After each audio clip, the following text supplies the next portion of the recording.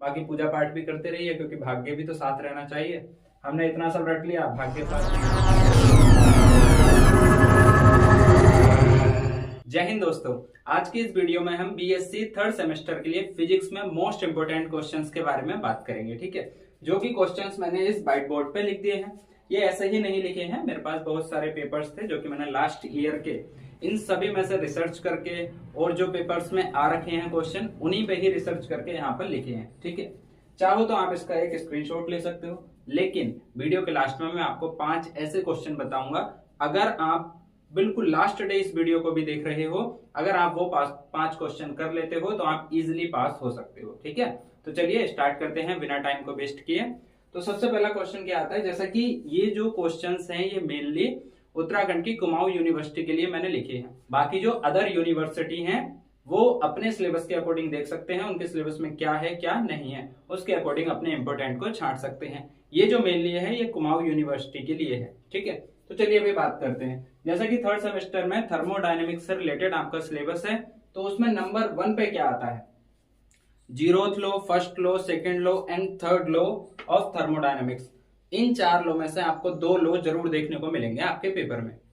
फिर उसके बाद आता है कार्नोट थ्योरम और कार्नोट साइकिल। ये 2 चीजें हैं, दोनों में से एक ना एक आपको पेपर में देखने को जरूर मिलेगी। सेम ऐसे ही है एंट्रोपी, ये आती है शॉर्ट नोट्स के लिए, कभी कभी लॉन्ग में भी आ जाती है, मेनली शॉर्ट नोट्स में ये कैलकुलेट की जाती है। ठीक है, उसके बाद क्या आता है आपका टीएस डायग्राम, ये भी आप देख लीजिएगा, आपके सिलेबस में सब है। उसके बाद थर्मोडायनेमिक पोटेंशियल, जो Gibbs free energy, Helmholtz function, ये जो है वो सारे के सारे थर्मोडायनेमिकल पोटेंशियल में आते हैं। आफ्टर दैट क्लोजियस क्लिप्रोन इक्वेशंस, ये भी बहुत इंपॉर्टेंट है। उसके बाद आता है ब्लैक बॉडी रेडिएशन, इसको भी आप देखेंगे। उसके बाद आता है किरचॉफ्स लॉ। ये जितने भी मैंने लिखे हैं ये मोस्ट इंपोर्टेंट है, कुछ नहीं छोड़ना है। ठीक है, after that Stefan's Boltzmann distribution law, एक ये है, और ये मैक्सवेल बोल्ट्जमान डिस्ट्रीब्यूशन लॉ। इन दोनों में से एक ना एक आपको देखने को जरूर मिलेगा।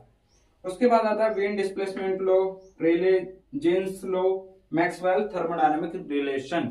ये जो लास्ट में लिखा है ये नीचे, मैक्सवेल थर्मोडायनेमिक रिलेशन, जो 4 रिलेशन होते हैं आपको 100% रट के जाने, बिल्कुल अच्छे से, एक कमी भी नहीं छोड़नी, 1% की आप उसको ना कर पाओ। ठीक हो गया।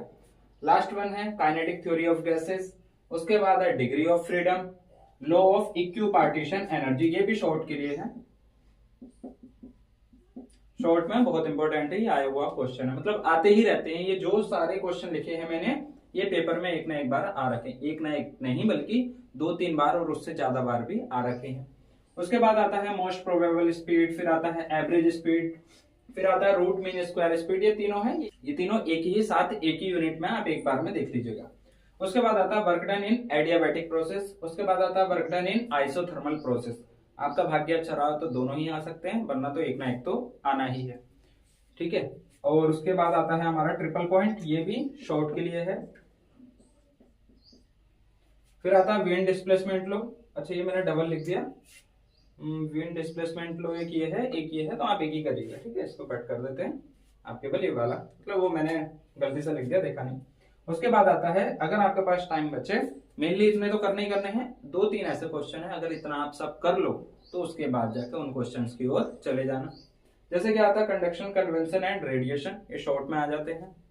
उसके बाद है न्यूटन्स लॉ, ये भी करना है, और अगर आपका मन करे और करने का, क्योंकि मन को संतुष्टि भी तो देनी है, तो आप क्या करेंगे, वांडरबॉल्स इक्वेशंस कर लेंगे।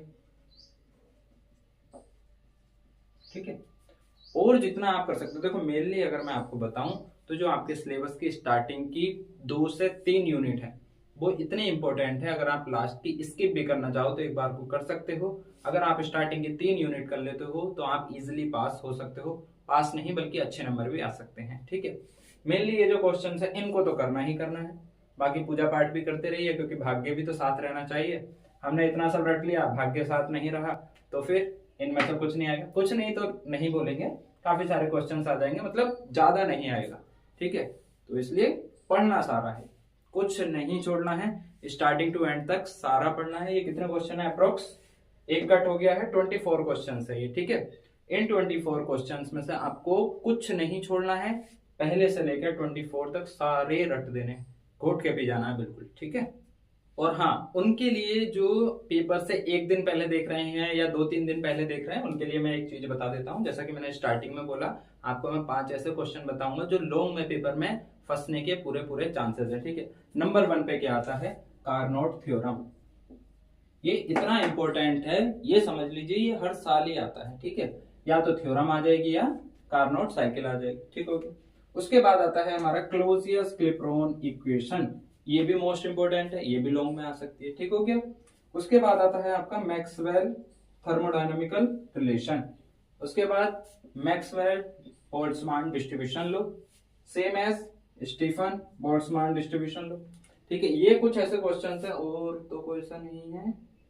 हाँ, बाकी कभी कभी ऐसा हो जाता है, जैसे मान लीजिए आपके पेपर में 15 नंबर का लॉन्ग क्वेश्चन आता है, ठीक है। उसमें वो 3 पार्ट कर देंगे, जिसमें वो 5-5 नंबर के 3 क्वेश्चन दे देंगे। फॉर एग्जाम्पल वर्क डन दे दिया in adiabatic process, work done दे दिया इन आइसोथर्मल प्रोसेस, उसके साथ ही साथ आपको दे दिया न्यूटन्स लॉ, ठीक है। तो ये 3 हो गए, 5-5 नंबर में वो दे सकता है। ऐसा भी आ जाता है, या कभी कभी ऐसा भी आ जाता है कि 7.5 नंबर में आपको 2 क्वेश्चन दे देंगे, 15 मार्क्स कवर हो जाएंगे। तो वो भी कोई से भी 2 क्वेश्चन वो उठा के उसमें रख सकते हैं, ठीक है। मेनली जहां तक मैंने स्टडी की है, पेपर्स को देखा है, ठीक है, क्योंकि मेरे पास अप्रोक्स ये 15 से 20 साल के पेपर है, ठीक है। तो मैंने इन पे देखा है, और जहां तक रिसर्च हो पाई है मैंने वहां तक की है, उसके बेसिस पे मैंने इन क्वेश्चंस को निकाला है। तो इनमें से ही आना चाहिए जहां तक मुझे लगता है, ठीक है। बाकी आप पूरी तैयारी कीजिए, इन क्वेश्चंस को तो करना ही करना है। बाकी आपके पेपर भी आ रहे होंगे, अच्छे से तैयारी कीजिए। कोई भी प्रॉब्लम हो, नोट्स की प्रॉब्लम हो या कुछ भी हो, आप मुझसे डायरेक्ट कांटेक्ट कर सकते हैं। मैं व्हाट्सएप का लिंक यहाँ पर डाल दूंगा, साथ ही आप टेलीग्राम पर भी जुड़ सकते हैं, ठीक है। बाकी पेपर की तैयारी कीजिए बहुत अच्छे से। Best of luck.